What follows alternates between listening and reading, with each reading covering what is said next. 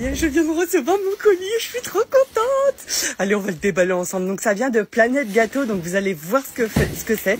Parce que voilà, j'ai trouvé cette idée-là sur internet. Et franchement, je vous avouerai que les wedding cakes, ça coûte super cher. Et il y a énormément de pâte à sucre sur le dessus. Enfin bref, je veux me faire un maxi wedding cake pour mon mariage. Bon, ça va être un faux, mais après il y aura plein de petits gâteaux pour les invités. Mais là, ça va être un faux, c'est juste pour faire joli. Et puis je vais le faire d'une couleur quand même assez simple. Bon, j'ai réfléchi encore, hein. Vous savez comment je suis. Donc voilà, je suis trop contente. Vraiment besoin de votre aide, ça concerne mon wedding cake. Je sais pas quoi faire. Alors, comme je vous l'ai déjà dit, je l'ai acheté sur Planète Gâteau. J'ai acheté plusieurs plateformes de plusieurs diamètres, de plusieurs hauteurs, etc., etc. Je vous ferai une vidéo après où je vous expliquerai vraiment tout ce qu'il y a. Mais s'il vous plaît, conseillez-moi. Je vous mets les photos juste après de plusieurs façons différentes de pouvoir le mettre. J'ai mis des petits numéros sur les photos et s'il vous plaît, conseillez-moi, dites-moi ce qui va le mieux parce que je veux pas non plus que ça fasse trop pâté. Je veux qu'il soit grand, mais je veux pas que ça fasse trop pâté. Donc s'il vous plaît, n'hésitez pas voilà, à me laisser les commentaires de la photo qui vous plaît le plus. Merci beaucoup. Donc voilà, comme je vous ai dit, il y a vraiment plusieurs dimensions, plusieurs diamètres, etc. Et je ne sais pas du tout ce qui convient le mieux. Moi, voilà, je veux vraiment qu'il y ait cet effet de grandeur. Après, c'est vrai qu'on va pas le découper puisque ça va être, voilà, c'est moi qui vais le décorer. Je vais le décorer avec... Attendez, je vous fais voir avec quoi je vais le décorer. Ne me prenez pas pour une folle, s'il vous plaît, les gars. Alors, je vais le décorer avec ça. Avec de l'enduit de lissage. Bah, comme ça, en fait, ça va être bien. Comme ça, au moins, je vais bien l'étaler. Déjà, je vais vous faire voir de toute manière toute la réalisation. Mais voilà, ça sera vraiment juste décoratif. Après, je vais y rajouter des fleurs, des décorations, des machins, des ceci, des cela. Je veux pas non plus que ça fasse trop kitsch, hein, bien évidemment. Mais voilà, je vous ferai voir. Mais c'est vrai que celui-ci, il est quand même assez grand. Donc, si je me mets à côté, je m'assois par terre, il est comme ça. Il est vraiment super grand, j'adore. Et voilà, c'est vrai que j'avais peur que ce soit vraiment trop pyramide. Mais là, c'est vrai que c'est quand même vachement bien équilibré avec... voilà, là, ça fait vraiment les mêmes tailles. 3, après ici 2 et 2 et là 1. Parce que c'est vrai que le haut il est vraiment tout petit, il est rikiki. C'est vrai qu'à la base j'en avais acheté 3 mais je me suis dit attendez, j'ai rigolé quand j'ai vu ça. Attendez, je vous fais voir. J'avais pas calculé que le truc en fait c'était tout petit. On dirait la tour de Pise. Non, je rigole. Bon, au final, j'en ai acheté plusieurs, mais non, je crois que je vais en mettre qu'un seul, hein, ça va faire plus sympa. Et puis après, les chutes, je vais m'en servir pour faire autre chose, et puis c'est tout. Hein. Vous savez comment je suis, à force, hein, je trouve toujours des solutions. Parce que regardez, ce qui va me rester au niveau des chutes, il va me rester ça. Donc, il va me rester ces 3 petits-là. Et je me suis dit, pourquoi pas faire un petit... Enfin, ah ouais, un petit gâteau. Un petit gâteau, les gars, ça peut faire sympa. Ah, puis je vais m'en servir pour l'anniversaire, ça pourrait faire sympa avec des petits bonbons et tout dessus. Ah bah oui, bah voilà. Comme ça, au moins, il restera comme ça. Il est quand même vachement grand, hein. C'est cool. Je vais prendre celui-ci, donc c'est le modèle 5. Donc je vous explique au niveau des disques. Donc les disques du bas, c'est au niveau de la hauteur, à chaque fois c'est du 10 cm, sauf ici. Enfin bref, c'est 10 cm au niveau de la hauteur. Au niveau du diamètre, là c'est 50, 40. Là on a 30, donc là il y a 20 cm de hauteur bien évidemment. Là il y a encore 20 cm de hauteur et c'est du... j'en étais à 30. C'est du 20 et là c'est du 10 cm.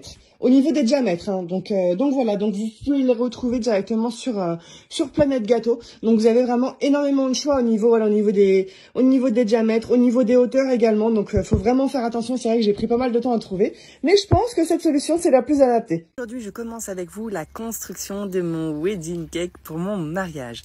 Donc j'ai acheté des pics et ça va me servir pour bien maintenir les disques les uns entre eux parce que c'est vrai que je voulais les coller, mais j'ai pas trouvé de la colle. Enfin, j'avais pas de la colle, donc au final, voilà, je mets juste mes tiges.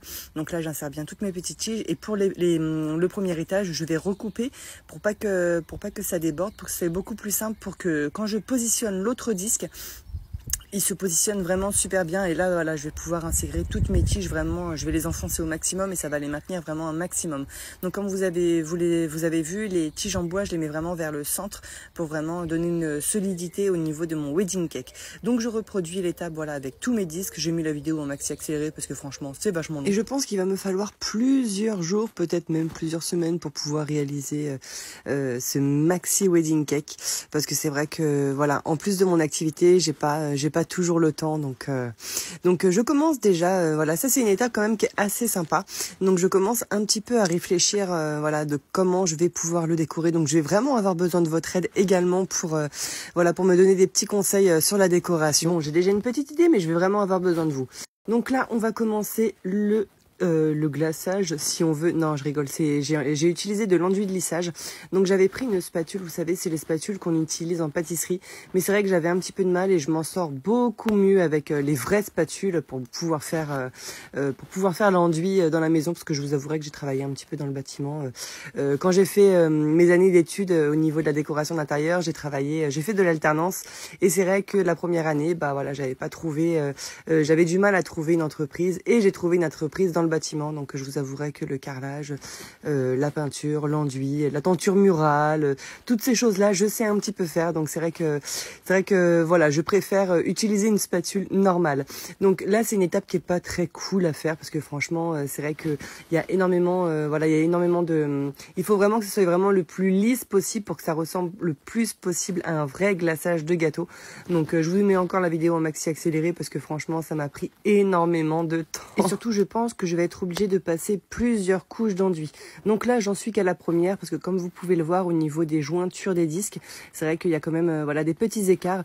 Donc je me suis dit, il faut vraiment...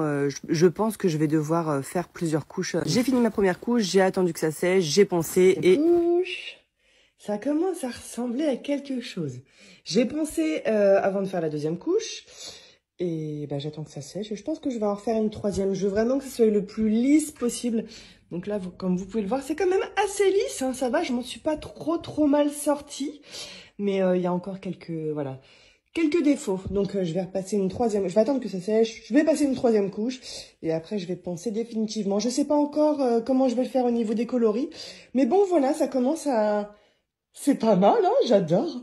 Bon, oui, il y a quelques défauts, mais tout ça, je vais le cacher un maximum. Je veux vraiment qu'il soit le plus parfait possible. Voilà, la deuxième couche est faite, mais il y a encore pas mal d'imperfections. Et ça me gave, donc je vais refaire une troisième couche. Le haut, ça va, il est plutôt correct, mais bon, il y a quand même pas mal de petites imperfections. Et moi, ça me saoule, j'ai envie qu'il soit vraiment le plus lisse possible. Allez, hop, c'est reparti.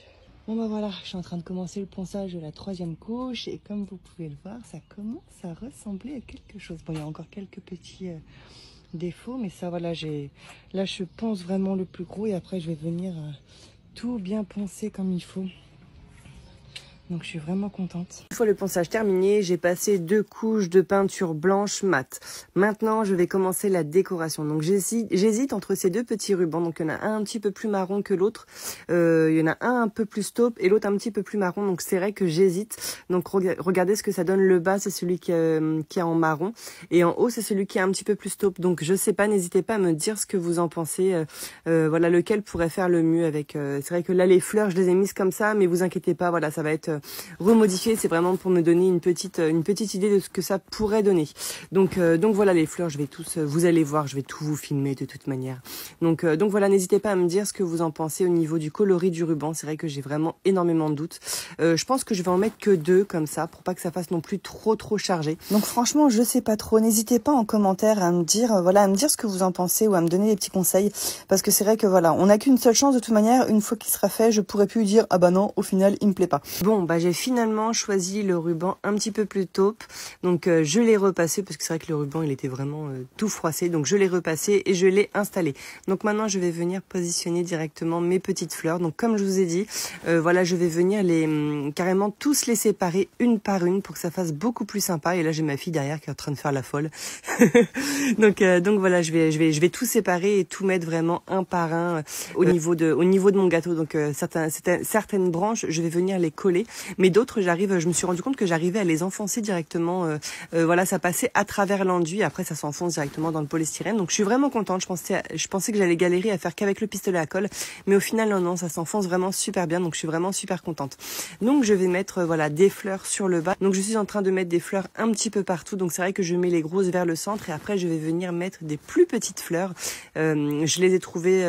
où est-ce que je les ai trouvées? Je les ai trouvées chez Action, les toutes petites. Mais là, les grosses, c'était un lot qu'on trouve directement sur Temu. En général, c'est les lots qu'on met, vous savez, sur les panneaux de bienvenue. Donc voilà, je suis vraiment contente. Ça commence vraiment à prendre forme. Donc je suis vraiment super contente. Et comme vous le savez, je ne les pose pas au hasard. Tout est toujours super réfléchi. Ensuite, j'ai des petites perles. Donc je me suis dit, je vais les coller au fur et à mesure.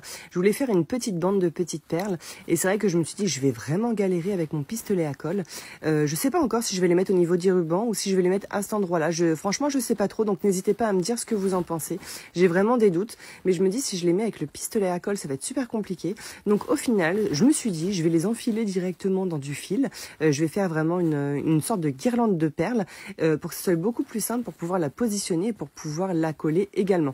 Donc voilà, j'ai fait ma petite corde de perles, donc je sais pas trop si je la mets au niveau du ruban, donc je trouve que ça fait super sympa, ça fait quand même assez classe. Ou sinon, je la mets vraiment sur l'autre étage.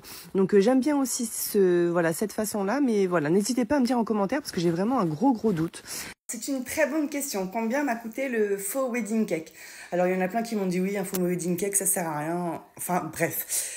Dans tous les cas, les wedding cakes, ça existe, enfin les faux wedding cakes, ça existe depuis très longtemps. Donc ne vous inquiétez pas, il y aura quand même des gâteaux. Donc voilà, c'est vraiment, moi personnellement, j'aime pas le goût j'aime pas trop le goût de la pâte à sucre, la cassure dessus. Bon, il y en a des très légères, mais bon, j'aime pas trop. Je trouve que c'est trop bourratif. Donc voilà, un vrai wedding cake, je ne sais pas trop. Donc pour ceux qui s'y connaissent, n'hésitez pas à me dire combien à peu près un wedding cake d'un mètre, un peu plus d'un mètre, parce que je l'ai pas remesuré, donc je sais plus combien il fait. Mais voilà, un vrai wedding cake, ça coûte quand même une blinde. Et moi, c'est vrai que j'ai préféré prendre des petits... Enfin, on a des gâteaux déjà avec le traiteur. Donc, on a eu le choix entre plusieurs saveurs. Mais bref, pour répondre à ta question, donc au niveau des disques, tous les disques compris, j'en ai eu à peu près pour 113 €. Donc, ça va, c'est pas trop cher. Ensuite, il y a l'enduit et la peinture. Donc, j'en ai eu à peu près pour une trentaine d'euros. Après, on va pas compter les petites perles, à peu près pour 4-5 €. Et ensuite, la dernière chose, c'est les grosses fleurs. Donc, toutes les fleurs, c'était vraiment un lot où il y avait un gros lot, enfin un gros et un petit. Donc ça en général c'est ce qu'on met, vous savez, sur les panneaux de bienvenue pour les mariages. Et ça m'a coûté à peu près 28 €. Donc au total, mon faux wedding cake m'est revenu à peu près à 160, 175, un truc dans ce genre là. Donc franchement ça va, c'est pas trop cher comparé à un vrai wedding cake qui coûte vraiment une blinde. Donc après il y en a plein qui m'ont dit oui mais c'est une question de budget. Non, c'est pas une question de budget en fait. C'est que moi personnellement je ne vais pas mettre des mille et des cents dans un gâteau qui ne sera pas mangé. Donc je préfère voilà avoir plein de petits gâteaux à côté, des gâteaux qui me plaisent. Et voilà, et avoir, oui, c'est peut-être de la façade, comme certains diront, mais moi j'ai toujours rêvé d'avoir un énorme gâteau à mon mariage, mais c'est même pas une question d'argent, c'est plus une question de goût. Donc voilà, et moi j'adore créer des choses, donc j'ai pris plaisir à créer mon faux wedding cake.